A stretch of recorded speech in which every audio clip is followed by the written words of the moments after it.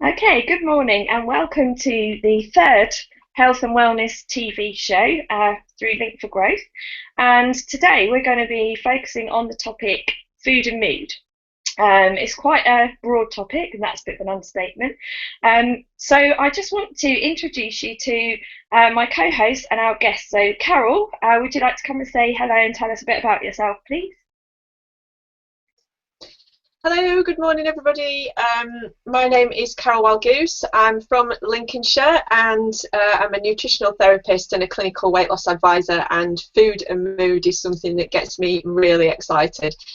Making changes to my own diet has really changed my whole mood and possibly attitude to life in general, really. So I'm really looking forward to this one this morning, Emma.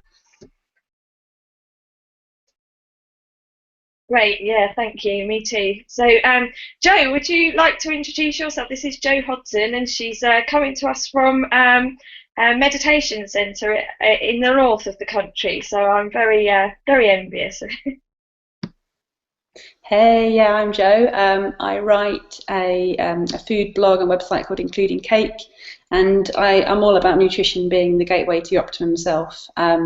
So health coaching, life coaching and that kind of link between the two is something that I'm all the time having conversations with clients and with people in my world about. So that's pretty much what I do. Brilliant, that's great. Yeah. So, and I'm Emma, as you know, and my interest in food and mood, I like to look at the sort of holistic approach to sort of our mental and emotional well-being. I work with people's emotional well-being, generally looking at the ways in which we can sort of improve the way we think and also calming the emotions in order to sort of move through challenges, preferably without, the need for medication and other sorts of things. I believe there is a solution to absolutely everything that we face in life in a kind of natural way. And so the food and mood, when I used to run peer support programs for people, we used to look at food and mood uh, because it's not just about one approach to our emotions. It's about looking at the whole person and the way that we can, improve our whole lives. Using all of the tools that we have at our disposal, including nutrition. So yeah, that's me. Oh.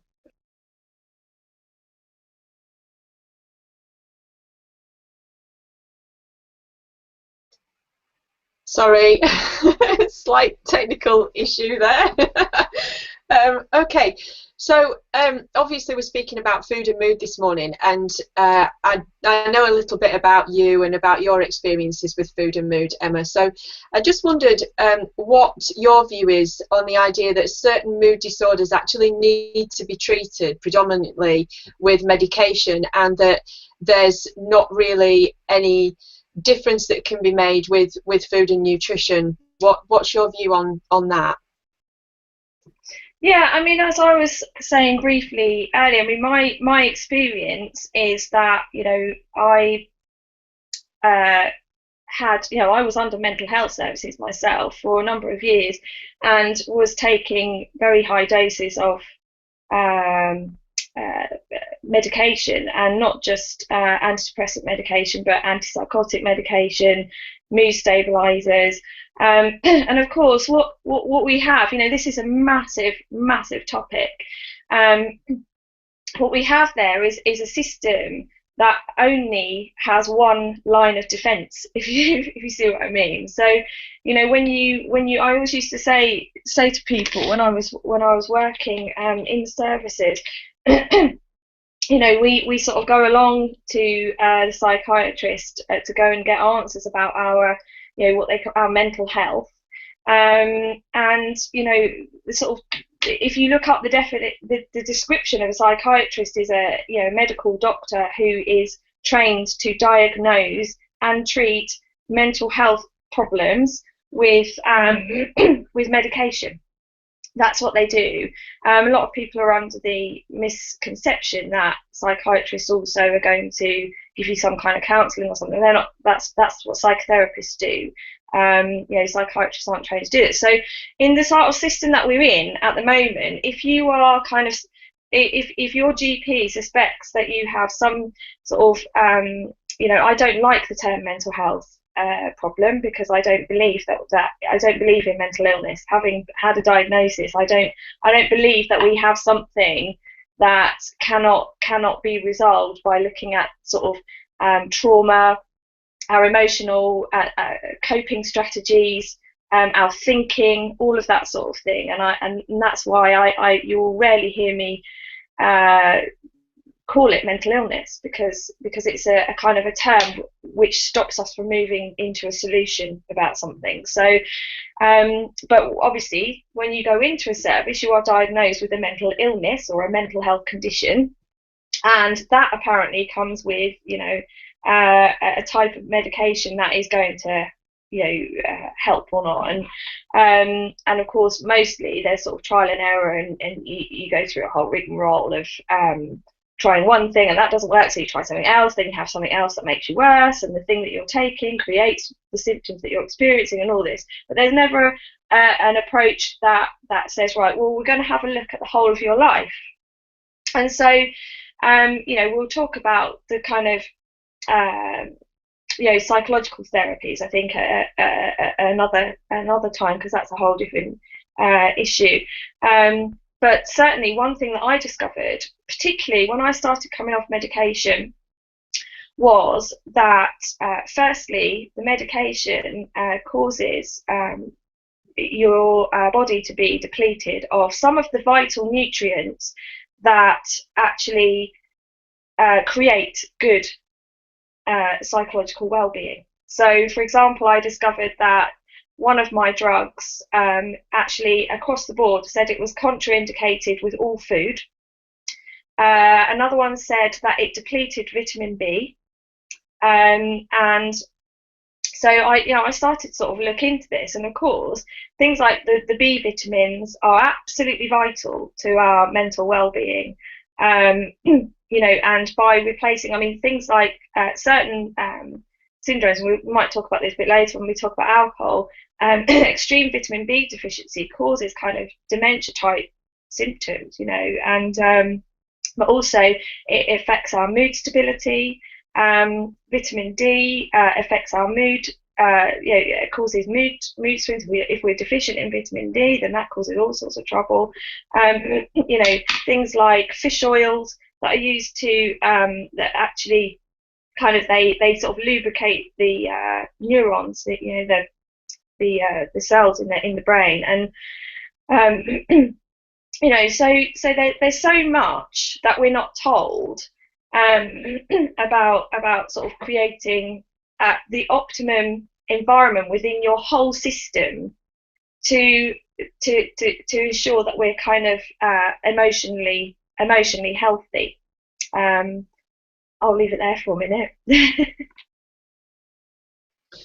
Thanks, Emma. I think you've covered quite a lot there, and as you've said, we've got probably a number of shows that we can do to cover the other angles of this. And personally, I certainly feel that food has a massive effect on our mood, and we're going to go through this as the show goes on. But what our bodies need are nutrients, and when we're not getting those, then there are parts that start to fail, and that has to include the brain function as well, and that's where mood disorders will start to come in, and as you say, kind of what are classed as mental illness and mental disorders, that I firmly believe that we can do so much with nutrition and also other holistic therapies as well, that we needn't suffer to the extent that we are doing. It's a massive problem these days, and we really can do something about it. Jo, what's your take on this? Do you have any kind of strong view? Have you had any experience of it yourself? What do you think? Yeah, so it's not something I have personally had experience with in terms of sort of medication for sort of mood-related disorders, but I know a lot of people that do, struggle with this stuff. And whilst in some cases medication may have assisted, in many cases it hasn't. And actually, if we can use nutrition just to take, even if it's to take the edge off to make it more manageable for the person. Because sometimes actually just, reducing symptoms by 20% or whatever, that's enough for actually it to become manageable, not just this overwhelming thing that's controlling your life. And I think, whilst food might not, it may be the entire answer, but even if it's not the entire answer, it can actually have so much of an impact, to make such a shift. You don't need to be 100%, better from something for it to be a huge, part of your life. The other thing that came up as you were both talking was the connection between the brain and the gut, and kind of the mood related issues that, if you fix your gut health, which obviously is about the nutrients you bring into your body and those sorts of things, and sorting that out, then that actually has a huge direction. I mean, they talk about the brain being the gut being the second brain, and I think there's huge amounts of research being done into that, and huge amounts of knowledge now about that dynamic, and I think that has a lot to comes into it in a big way, and that's down to diet to a large extent. We need to fix what's going on. And then, I think that's a really interesting area to be explored.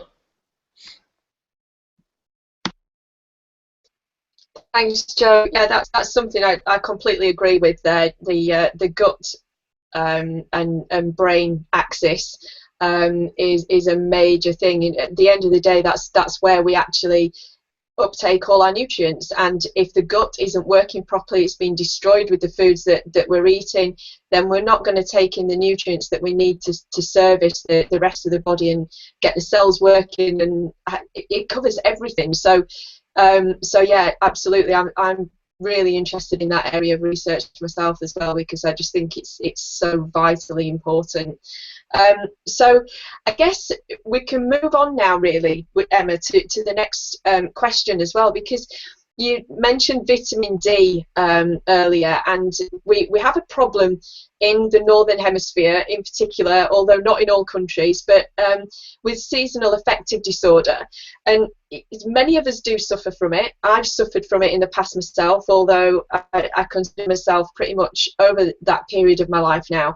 And I just wondered if you think it's something that, again, we can deal with partly with nutrition, or is it just something that, us that don't get that much light over the winter, do we just have to put up with it?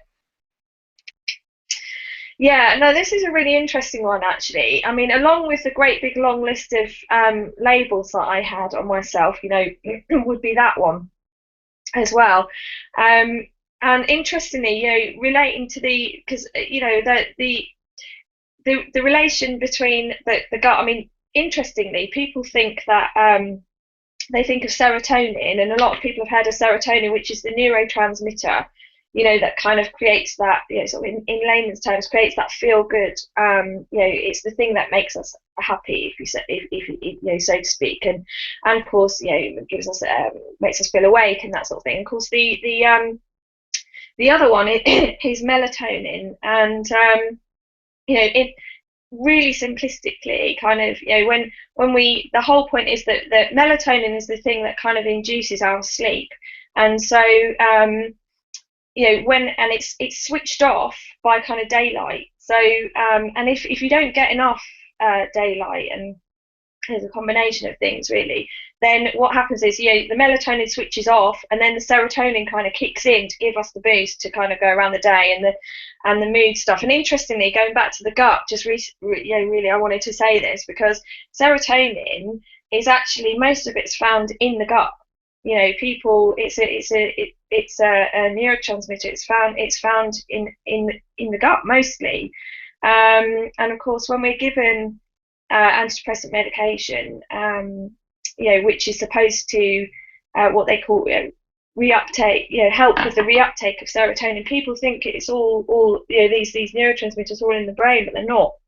Actually, a lot, the serotonin, I can't remember the percentage now, but it's really high, like 85 or 90% of it's in the gut. So, it was interesting that you brought that up, Jo. Thank you.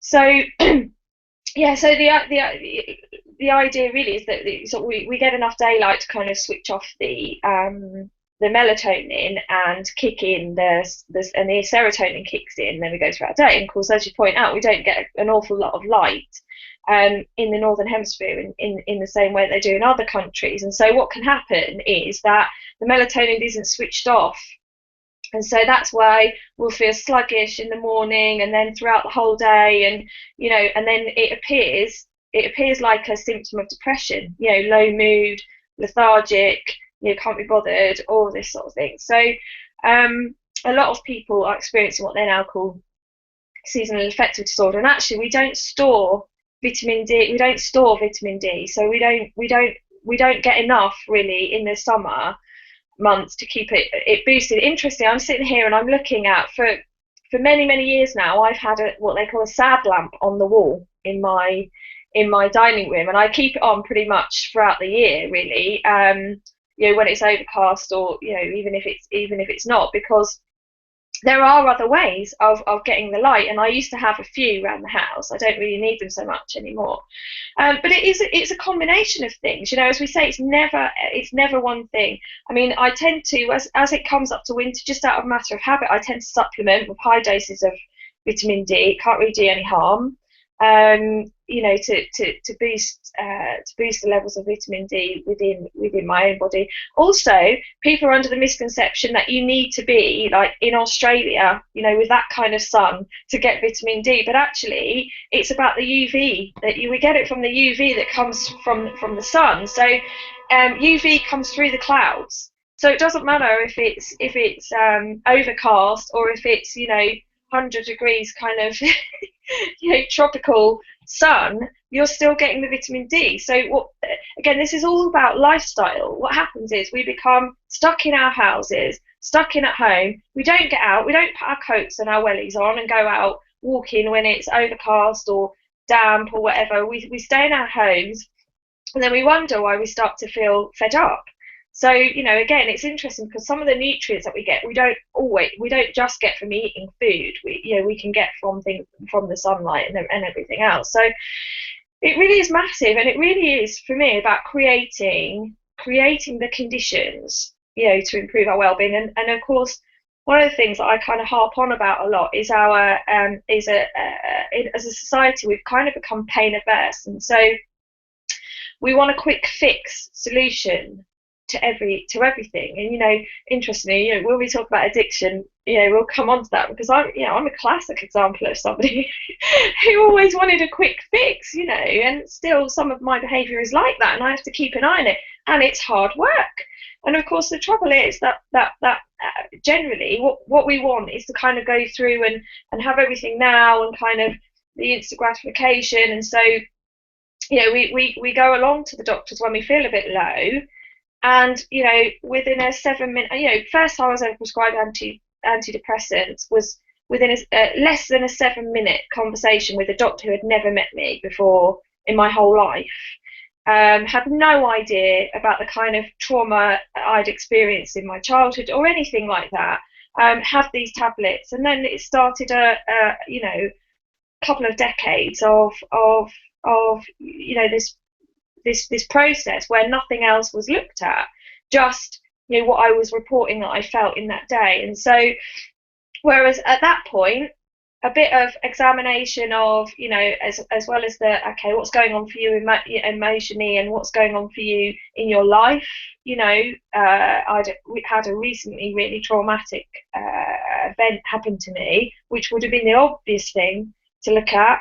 And then, what's your lifestyle like? I was at uni and I lived on these great big half bloomer pizza things from the pub, Guinness, cider and ice cream and Cornish clotted cream and cream teas. And that was what I lived on. Do you know what I mean? So it wasn't really surprising that I was kind of waking up panic stricken, totally anxious, unable to manage my mood, and completely neurotic. So that's what I'm talking about. When we get given a sleep, it's about learning how to take the time to find out what we need for our own selves and our own body, in my opinion. Thanks, Emma. Thanks again. So obviously we discussed about the fact that the nutrients that you're taking in does have an effect on seasonal affective disorder. And interestingly enough, the Eskimos don't suffer from it, and you would think that they would, because they get very, very little daylight. And there's evidence coming to light which is actually showing that the fish that they eat, they actually store the sunlight within their cells, basically. So when the Eskimos eat the fish, then that's when they actually then can synthesize the vitamin D, because again, vitamin D is actually something that our body makes from other things. So basically from the sunlight. So you get the sunlight and your body can synthesize that and turn it into the vitamin D that we actually need. So it does make a difference what you're eating. And for vegans, vegetarians, you can turn to omega-3s as a vegetarian omega-3, so kind of from chia seeds and flax seeds and that kind of thing, which will help to lubricate the cells, get the nutrition in. Oh, it looks like we've lost Joe. So we can get the nutrition in and really make a difference to how we feel throughout the winter. And it's made a difference to me. And as you said, getting out in the daylight, not just the sunlight, getting out in the daylight and kind of breathing and allowing that light to get into your eyes and on your skin. And in the summer as well, we're obsessed with larruping ourselves up with loads and loads of sun cream, and that actually stops the vitamin D getting into our system. So a little time outside without some sun cream is actually a really good idea. So yeah, what about you, Joe, in terms of seasonal affective disorder? Is it something that you've had any experience of with either yourself or clients? What's your view on that one? Yeah, it's something that I don't know if I've had personal experience or not. There's times throughout the year where I do feel lower than others, but I don't know if it directly correlates to the sunlight or not. I think what it has a lot to do with for me, and it does relate to the sunlight, but is we tend to be outside less in winter.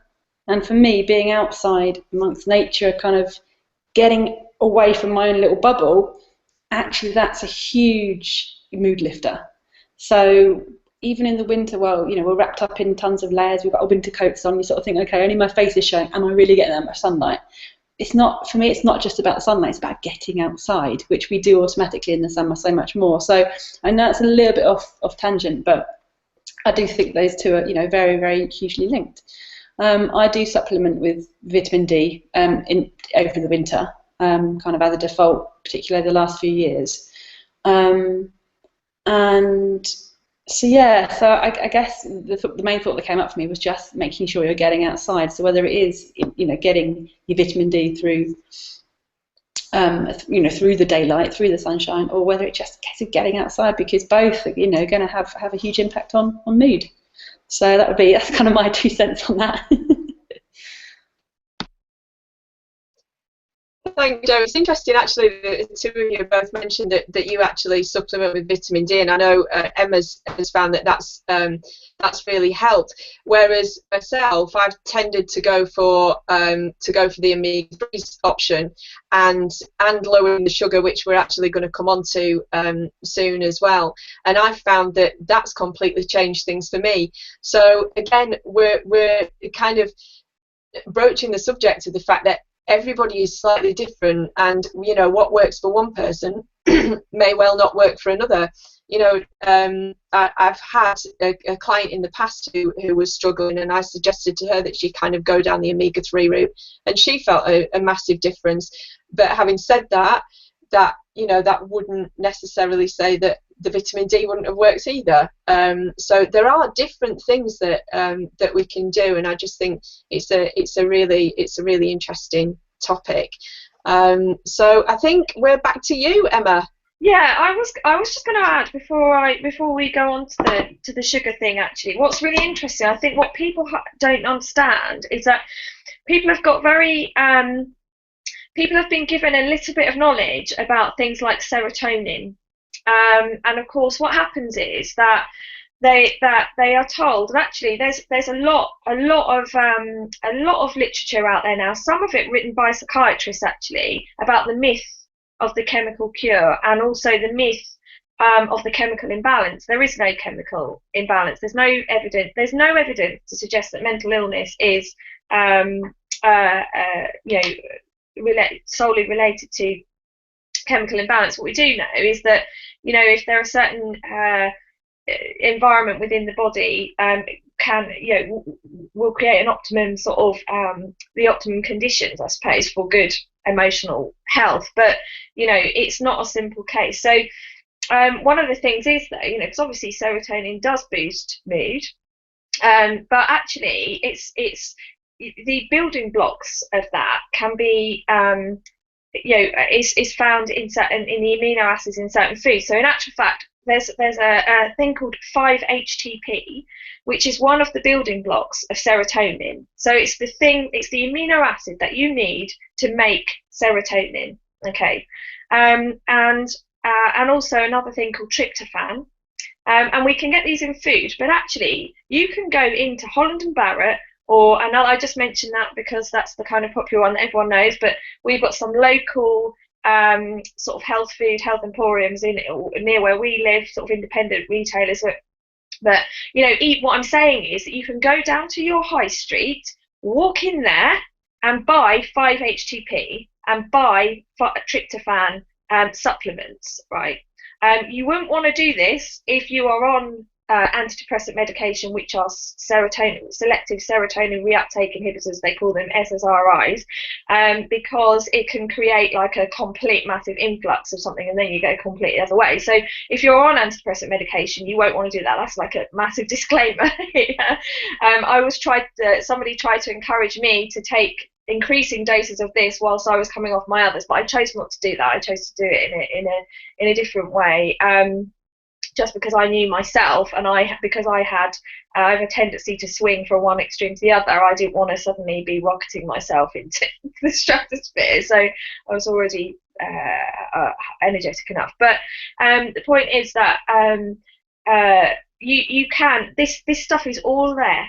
It's all there for us to do naturally, with a bit of information and a bit of guidance. If you go and see a naturopath, go and see medical herbalist, something like that can give you a really simple bit of advice for, 1 or 2 sessions maybe.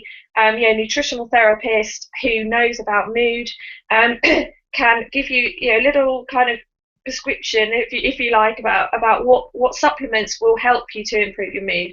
And I do say about supplements. I do really want to get in there really quickly about a study that was done by a chap called Carl Pfeiffer in the States, and he wrote a book called Mental Health and Mental Illness with a guy called Patrick Holford, who's well known within the nutrition industry in this country. Has a centre called the Brain Bio Centre, which is purely for this whole thing. You will get if you go there, you essentially have a blood test which tells you what your dopamine levels are like, what your serotonin levels are like, what your melatonin levels are like. You're in a complete vitamin and mineral screen to find out what's going on in your body, and then you are given a diet, a food and a supplement kind of plan in order to get yourself back to optimum functioning with your mood. The studies that were done, I can't remember the exact figures, but the original guy in the States had a lot of people through the door who had a diagnosis of schizophrenia, and so were experiencing some of the symptoms which they associate with the thing they call schizophrenia, which we'll go on about that another time. But after having followed this program that he'd given them with diets and having come off their medication and all that sort of thing, all of their symptoms of what was called schizophrenia disappeared, because actually it was all related to their nutritional makeup. They did have things like counselling, and they had psychiatrists on site to be there to support them. But the fact is that a lot of the symptoms of that are included in a diagnosis of mental ill health are actually things that are caused by nutritional deficiencies, and can be rectified very simply with a simple supplement or a simple change in food. Food intolerances cause all sorts of havoc with emotion. But anyway, I do want to move on and bring us on to discussion about sugar, actually. And you know, because we hear a lot in the news about sugar, but specifically, Carol, I just wanted to pose a question about you know, the fact that we have to, sugar has been brought up on the show before, and I'm sure it's going to come up, you know, regularly. But in terms of, you know, how it affects the way that we behave and the way that we think and feel emotionally, you know, can you tell us something about that, please? Yeah, I certainly can. It's a massive topic, and it is something that is likely to come up again and again in these shows. Sugar's getting a real hammering at the moment in the press, and quite rightly as well, I think, because what it does to us, nobody actually realises the effects that it can have on us. And I suffered for years and years and years, unknowingly addicted to sugar. I couldn't understand what was going on, and you know, I just thought that that I was weak if I couldn't resist it. But it's actually it is like a drug, and there are studies now showing that it is as addictive as hard drugs. But yet it's so readily available, and it is pumped into so many of our foods that we don't even know it's there. And actually, in our country, for instance, our taste has become so accustomed to sweetness that we can't detect sweetness very easily. That's why, you know, sugar's actually creeping into savoury foods, because many people can't stand the taste of the savoury food because it hasn't got any sweetness underlying it.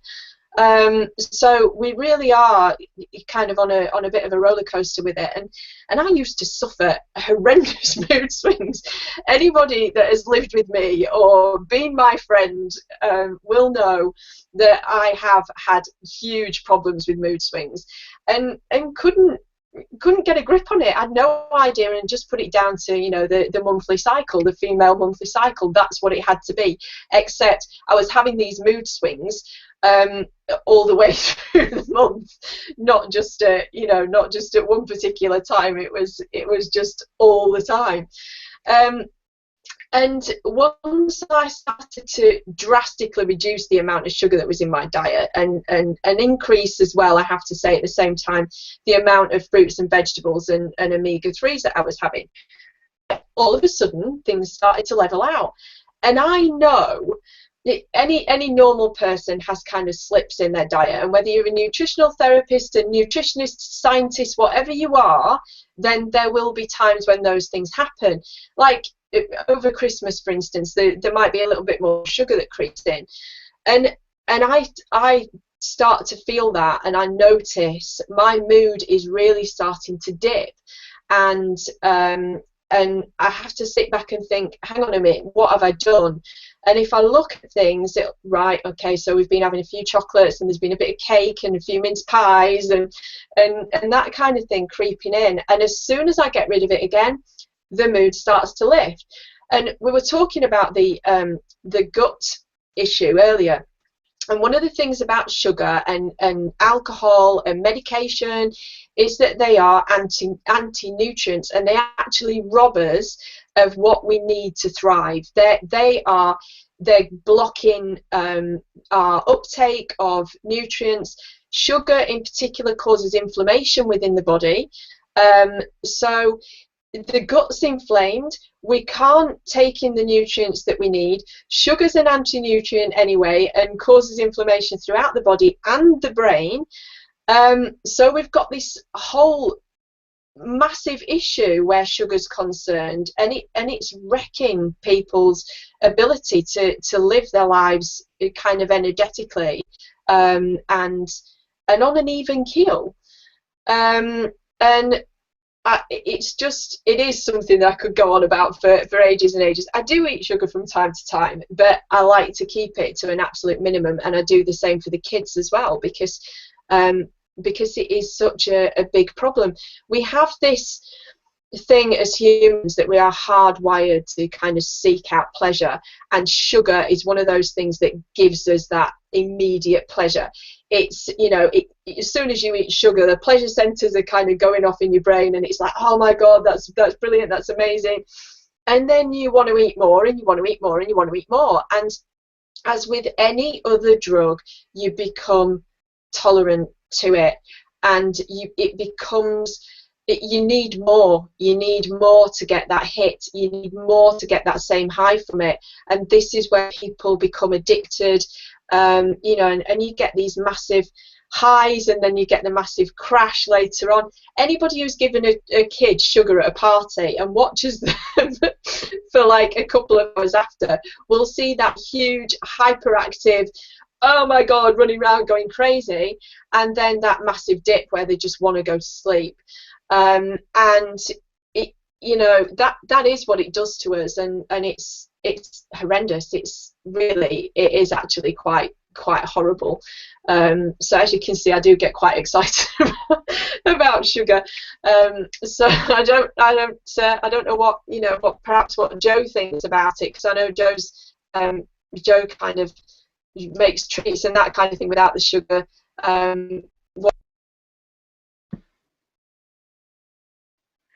Yeah, sugar. Yeah, it's something that really interested me right from the outset. So once I started transitioning my diet, it was interesting because as I cut out sugar, I did increase the good stuff. You know, increased my vegetable intake. That's kind of when I went vegan. So it's arguably kind of think, well, what's down to the reduction in the sugar and what's down to the increase of the other stuff? But I think for a lot of people would be on that same path. You know, if you're quitting sugar, you're probably not going to be eating all the junk. So they go hand in hand to an extent. So for me, I have got a sweet tooth. You know, it's undeniable. And it's something I kind of thought, well, I'm not going to try and kind of like push that away and sort of say, well, I can't have that. It was, well, how can I kind of have sweet things, but without them being the refined sugars and the things that were causing such an effect in my body. And I remember it must have been a few weeks, probably a few months into having a much cleaner diet, and I'd been out with friends one evening, and I wasn't really drinking particularly at that point, and I'd been out to the pub, and I wasn't at that stage where I felt comfortable just getting a glass of water with lemon in it. So I thought, I better have a lemonade, you know, look like I'm making an effort or whatever. And it was like I was on a high for, it was as if I was drunk. I was like, whoa. It was bizarre. And it had this 1 pint of lemonade with sugar in it, and my body had detoxed it, or whatever word you want to use. It got rid of all the sugar out of the system, so that was alien. And I remember thinking, this is bizarre. I feel like really hyper and really almost drunk, and I've had one lemonade. So yeah, so that was something I do very much remember. That, and I think that's the sugar in that. Another thing that goes back to the gut health element of it is, interestingly, when there are sugars in fruit as well, and in dried fruit it's a very high concentrate. So it's natural sugar, so it's unrefined, but it's still a high concentrate. And when I first set up my food business, I have a separate food business to my health coaching practice, I was making a lot of treats from dates and things. And when I went through the initial stages of taste testing recipes, I was eating a lot of the mixture. I'm talking a lot. And I think I basically OD'd on the mixture, because I ended up getting quite a few digestive issues. And whether this was a trigger or whether this just was a part of it, I ended up sort of having a bit of a sort of candida issue going on. And that is very commonly linked to, you know, throwing your mood out, because if the overgrowth of like the yeast and your gut's all out of whack with the, you know, with all that's totally out of whack, then it's going to affect everything else. And I noticed quite dramatically. So for one thing I did was go on a candida diet, cutting out everything containing sugar. Interestingly, after a week on that diet, I didn't even crave even a piece of fruit. I missed it because of the variety of my diet, but actually it was very interesting that I thought I would desperately crave this stuff, but I didn't. So it's that thing of when you do take things, like whether it's natural sugars or refined sugars, your body very quickly recalibrates. You know, you have this mindset of, I'm going to really miss X, Y, Z, but actually you don't. You're thinking of that in the mindset you're in that moment when you are craving it and you need that hit. So that was an interesting learning point for me. I'm trying to think where I was going with that, but yeah. So the gut issues that I experienced, and if I have too many dates or whatever, I still do. I still get a bit of a lethargic feeling temporarily, but I know it is down to just kind of having too much of the sugars. So just because it's a healthy, a healthy form of sugar doesn't mean it's not sugar, and doesn't mean it doesn't kind of throw your body out of whack a little bit, even if it is easier to kind of come back around. So yeah, there are two things that kind of came up for me on a personal level, and yeah, I suppose that's one thing I guess I want to bring to people's attention. Yeah, you cut out all the refined sugars and things like that, but if you're having a lot of sweet stuff, even if it's in natural forms, because there are, I mean, I make them in my food business, but you don't have to eat tons of the fruit and nut bar type things, because it's very, dates and things are very, very condensed forms of natural sugar. So it's just having an awareness around, sugar is sugar, even if you're eating in a healthier way. I don't know if I've gone a bit off topic there, but those are the things that are present for me. Yeah, no, thank you, Jo. Absolutely. I think. Oh, I thought I'd lost you then for a minute, Carol. Yeah, no, absolutely. So I think. Again, there's a lot of more detail we could go into with all of this, really, because and again, what we're not saying about some of the sort of extremes of not having any sugar ever again, and that sort of black and white stuff, but again, being aware and I know how sugar impacts on me, and being somebody who doesn't drink alcohol, I will sort of go out for a night with everyone and think, oh, I'll have a pint of Coke for a treat, and then halfway through it, I'm like going, oh, weirdly it makes me drop, so it's not always a treat. Sometimes that kind of conditioning, it's really hard to get out of around the whole treat thing, and we'll talk about that a bit more when I come on to alcohol later. But I think in general, Carol, we're talking about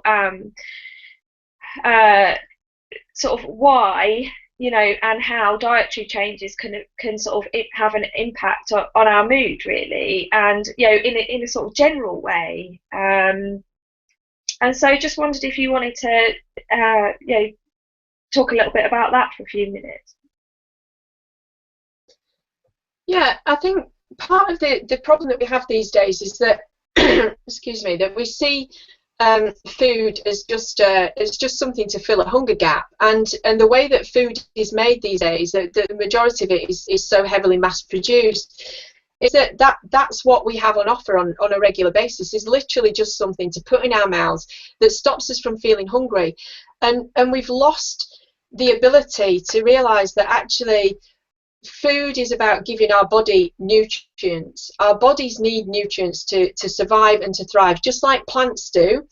And without those nutrients, we don't survive properly. We don't thrive. Our cells start to break down, and that affects our mental health. And affects our mood and how we behave and how we react to life and how we age even. And if we can move back to being more natural and having more of a natural diet that is packed with nutrients, then we can be at a point where we can enjoy the occasional thing that is perhaps not so good for us, without it affecting us, without it affecting our mood, and kind of making us, have these lows.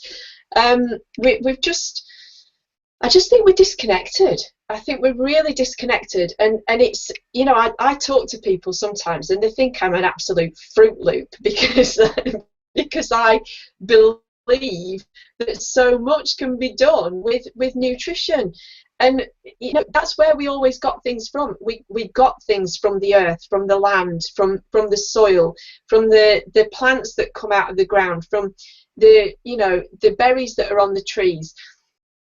That's how we survive. That's where this body comes from. That's where your body comes from. The cells are nourished and they grow and they turn into what we have as a human body. And then when we start to eat the food that's produced, all that kind of goes out of the window. And it still amazes me, to be honest, how much we can do with nutrition, and that is including what it does to our mood.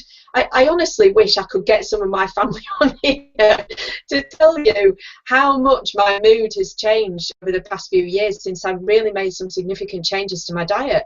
I always thought I was quite healthy. You know, I liked the fruit and vegetables, and I ate regular meals, but actually what I was eating wasn't doing me any good at all. And you know, we have commented a couple of times on food intolerances.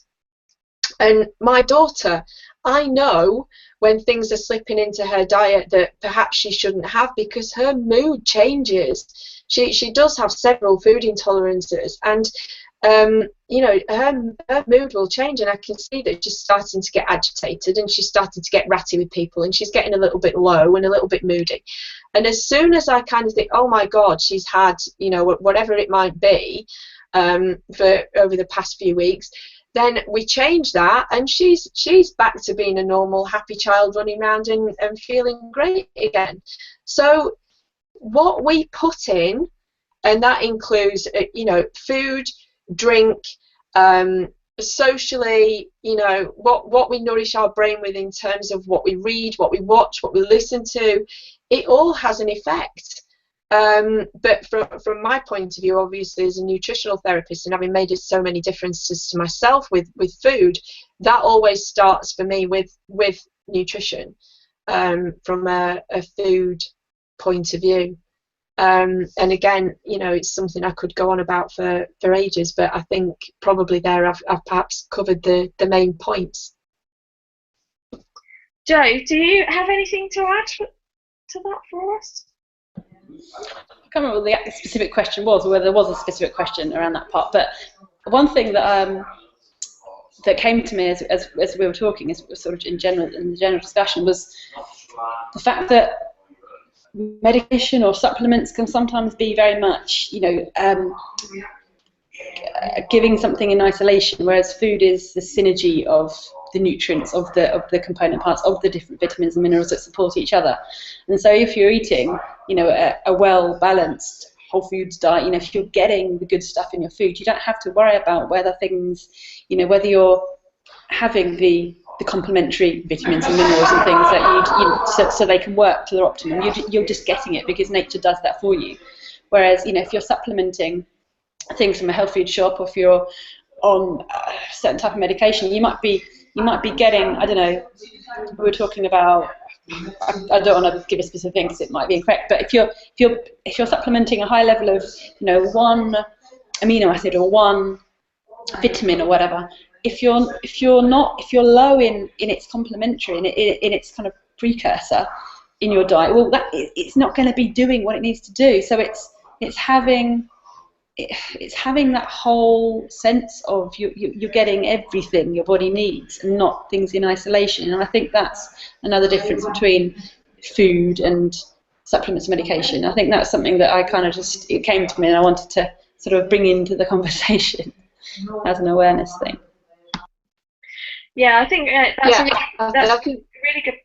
Sorry, I was just going to say, actually, it's a really good point, because there's absolutely no point in carrying on. You know, if you're eating, certainly for me, on high doses of medication, I could throw 1,000 omega, you know, DHA and EPA pills down my throat from the health food shop, and it wouldn't have made any difference because my body wouldn't be able to absorb it. Interestingly, I think having heard having heard quite a lot of talks at various psychology conferences and things I've been to, there are certain nutrients which in this day and age, like I think might be somebody had mentioned about magnesium and they were getting pains in their legs and all sorts of things. And the woman actually, I think she was from the Brain Bio Centre, was saying that there are certain nutrients because of the way we farm and everything else these days.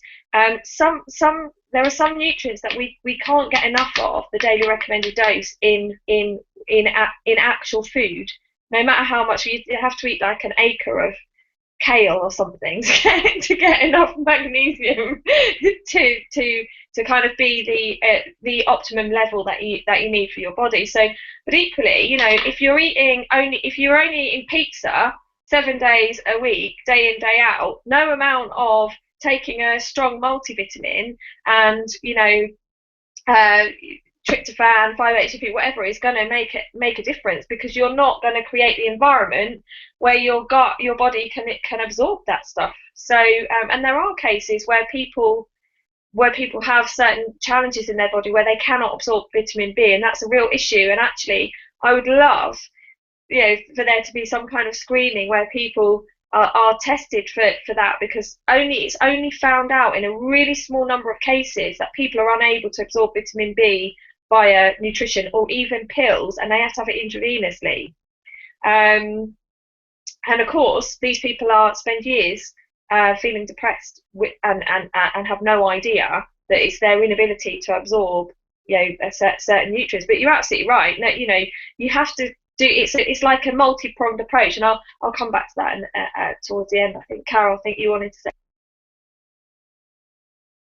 Yeah, no, I was basically going to say the same thing, and the fact is that what is being missed is that when they do studies, when scientists do studies, they'll do that on one particular nutrient which appears to be missing or appears to be an issue, and there might be a vitamin pill that's brought out or whatever that appears to deal with that problem.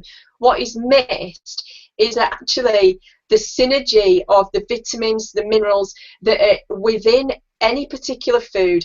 They work together. That's how they were designed by nature. They actually work together in a way that is almost indescribable, which gives your body far more benefit than the one particular nutrient that is being investigated.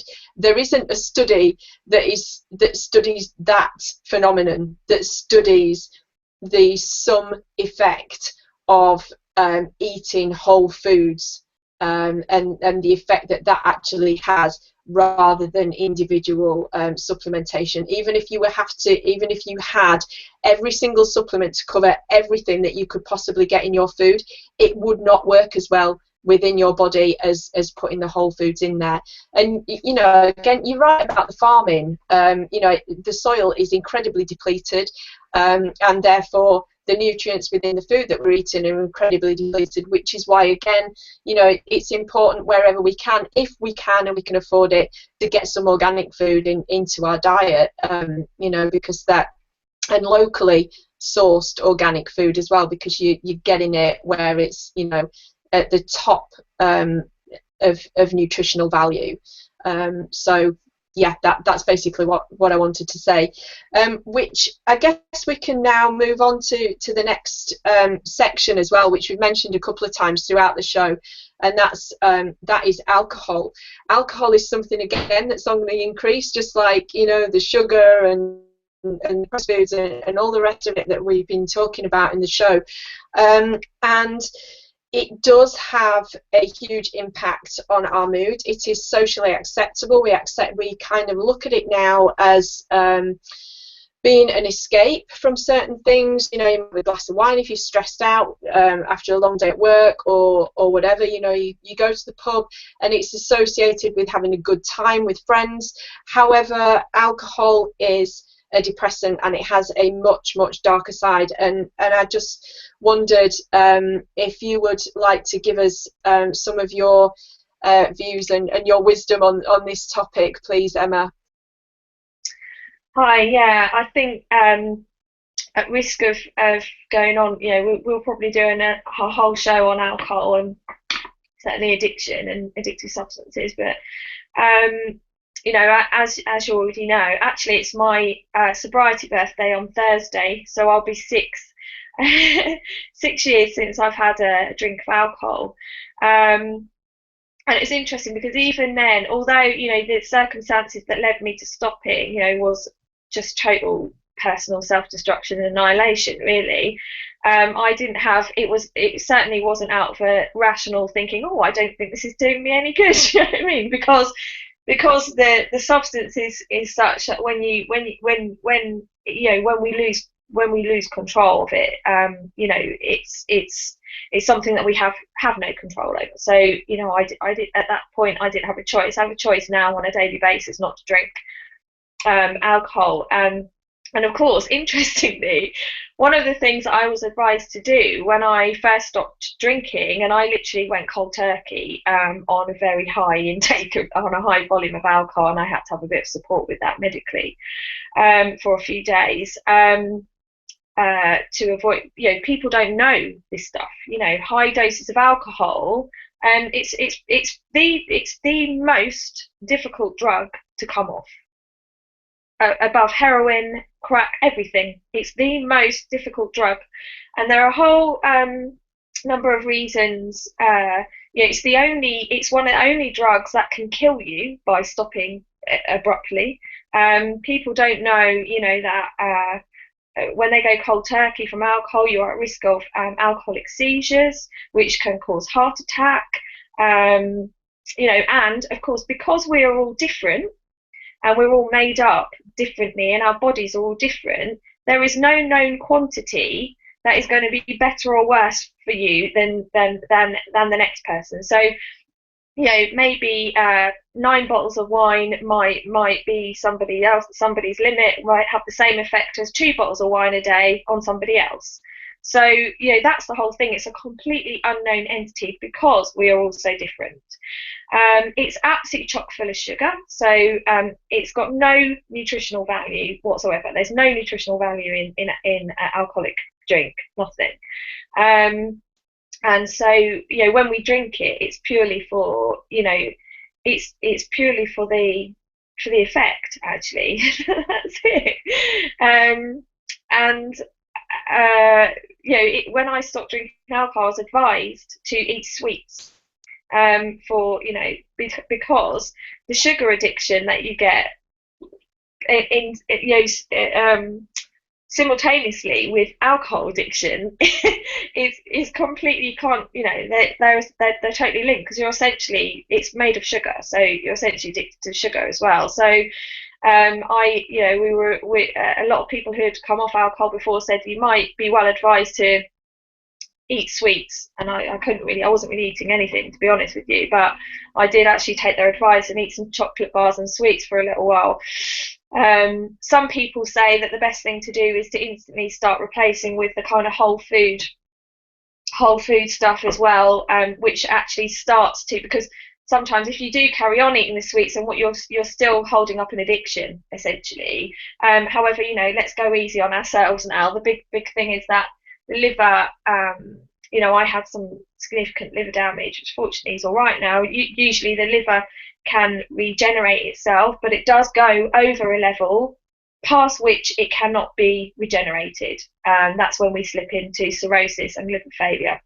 So, but because what happens is, what people don't realise is that alcohol's a toxic substance. If you're taking medication, that's a toxic substance. Anything, we get toxins from our environment. We get toxins from exhaust fumes, from microwaves in our home. We get toxins from the cigarettes. We get all this sort of thing. And of course, what your liver has to do, your liver doesn't just process things that you eat.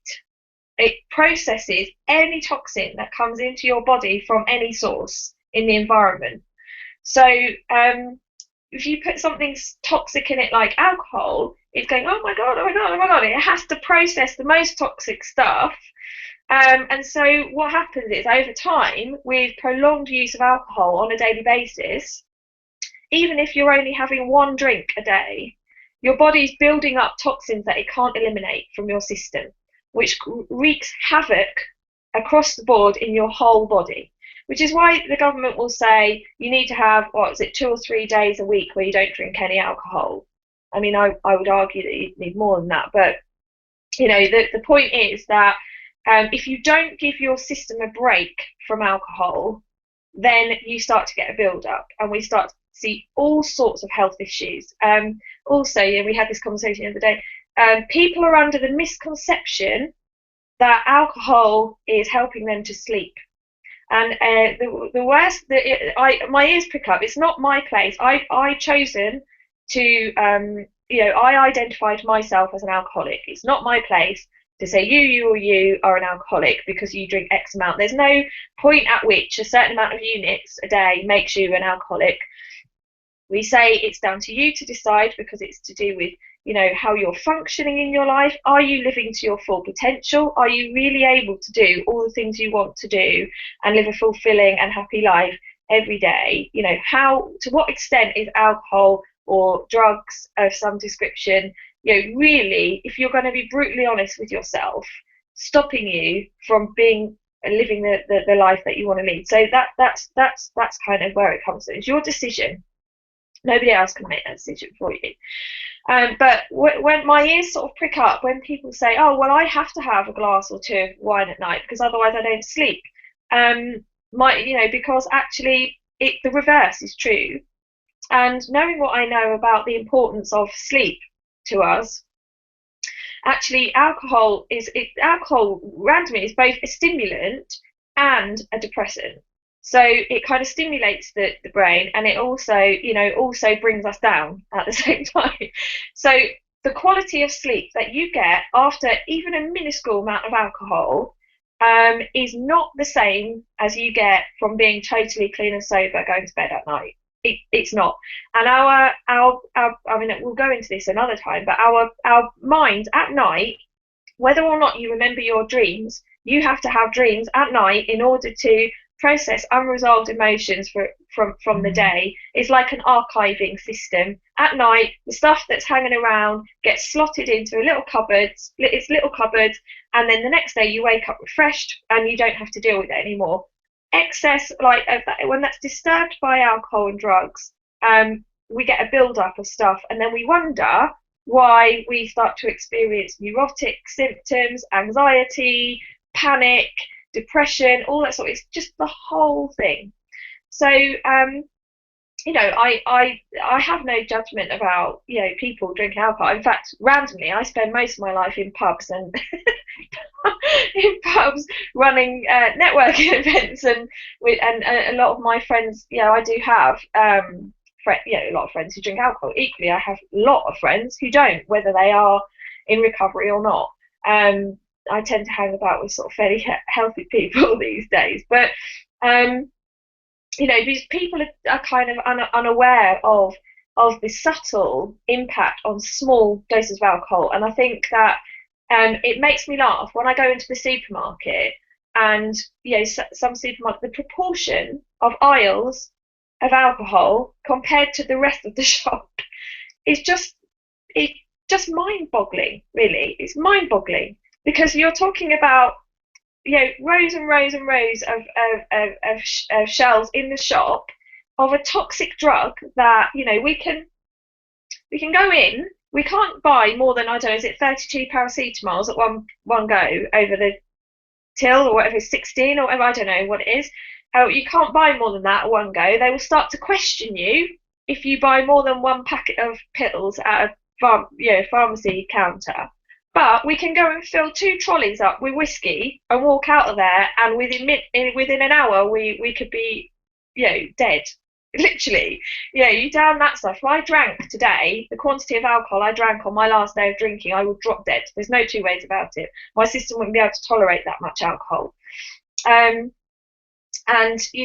sort of it beggars belief. And of course, it's about then we go into the whole thing about the money, that's the revenue that's generated from taxes on alcohol and all that sort of thing, and then we're going back into a similar argument about government, big pharma, and huge industry. So keeping us in a cycle of addiction, really. And I think I'll leave it there for now.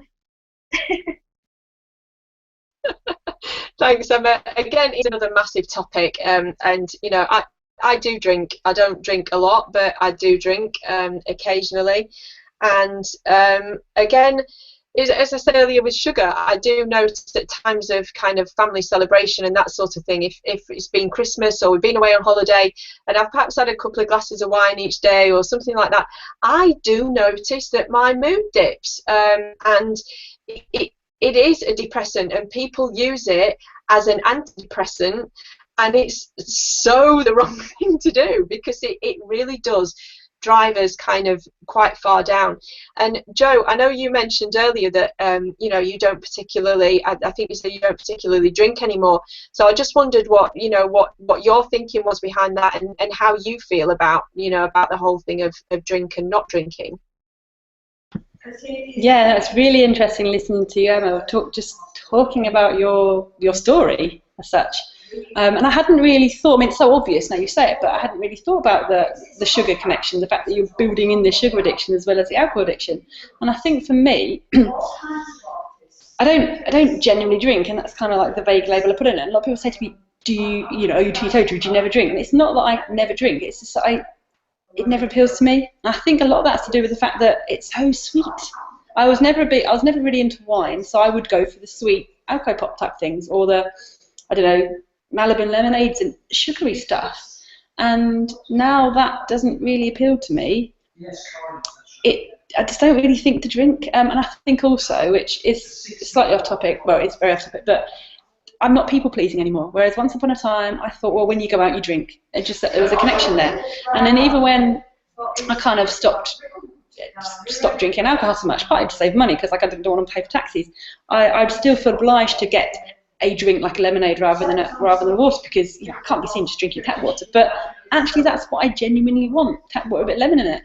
Whereas now I'm totally comfortable being the odd one out, whereas I wasn't before. So there's that whole odd one outness that I think factors into the drink culture of particularly alcohol, but also eating certain things, going out and eating junk food, eating sugary things. It does factor in going to a party and being offered a piece of cake and taking it, even if at home you wouldn't. So I think people pleasing is a huge thing. I know we're talking about mood and food, so I don't want to go on to that, but it's huge, and that's been a big shift in my life. The health and life coaching, that's kind of where it comes together for me. So I guess that's my own standpoint on drinking. I haven't got a problem with it. I can't really.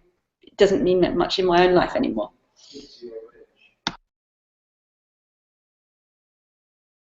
Thanks, Joe. Yeah, I think that is a massive thing, and you mentioned it in terms of alcohol, but also in terms of the food thing as well, because this is a problem for me with my kids. If I send them to school with a packed lunch that's really, really healthy, and they see other kids are kind of bringing out their dinosaur ham and white bread and that, and don't get me wrong, I know kind of things like that do go in lunch boxes. Mums are busy and dads are busy, but my kids go to school with kind of what I call real food in their lunch boxes, and kids around the table are picking on them and sort of, that's disgusting.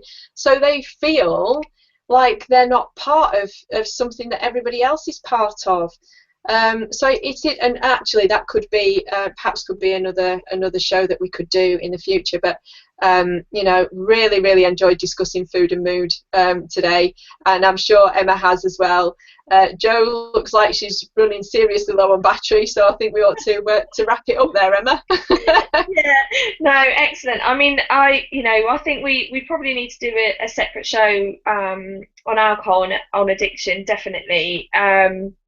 There's so much in this show, and of course I wanted to sort of get across that what we're trying to do is look at an holistic approach to health and wellness, really. And of course here we can only give condensed information, so sometimes it might sound like we're making sweeping statements about things, but there is so much there's a full spectrum of stuff between what might sometimes sound like an extreme view on something. In actual fact, I tend to look at things from every angle and look at the whole grey stuff in between, and you know, certainly, if we want, if people want to sort of have more information, then, you know, do contact us, or to be on another show about any of the topics that we've discussed here, then do contact us.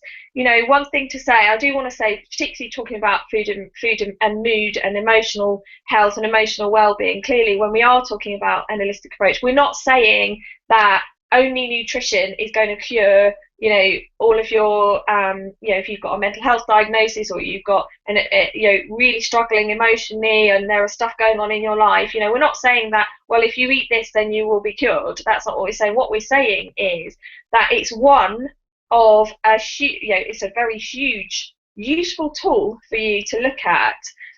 If there are things going on in your life that you feel that you're not happy with, or you don't feel how you want to feel every day, you know, if you're waking up and the day's awful, then, you know, it's about, okay, well, I'll look at my nutrition, I'll look at this, I'll look at that, looking at all the different things. So, you know, if we're diagnosed with a mental health condition, or, you know, we're feeling miserable or whatever, then what we're saying is, you know, looking at, you know, what's been going on in my life recently, you know, you know, and there might be some trauma in your past. There might be something, you know, need some support with your thinking and your mindset, you know, and, you know, what's your quality of life like? I think that's the thing. And looking at the whole picture, and we have something that called the Wheel of Balance, where you can kind of very quickly get a picture of how different sections of your life are looking, and coaching, and equally, of course, a huge important part of that is, okay, if I'm feeling crap, it's my thinking, what's going on in my life, you know, but what am I eating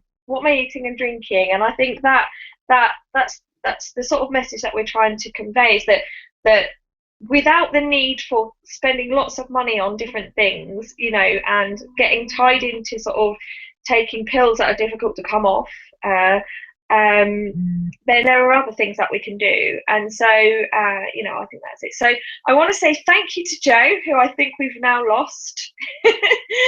And we are planning some shows coming up on things like mindfulness. And again, we will have another show focused on emotional health specifically, and all the different, yeah, and looking at therapies and ways of managing, and also alcohol addiction. So I've really enjoyed it today, and I think we have gone on a bit, but it's been really fun, Carol. Yeah, I think it's been a brilliant show, and again, you know, like I say, it's just it is about an holistic approach, but I think that nutrition helps us to have some really great building blocks to work from. And even if things are going wrong in your life, if you can do some work on your nutrition, it can actually help you to think about things differently. And that's something that I don't think many of us appreciate, that what we're putting in will actually affect the decision making process in terms of how stressed we are, and in terms of how clearly we can see things and make better decisions. But absolutely part of a holistic approach. And you know, really enjoyed it again today, and I hope everybody else has too, and we'll see everybody again soon. Yeah, brilliant. Thank you. Bye. Bye.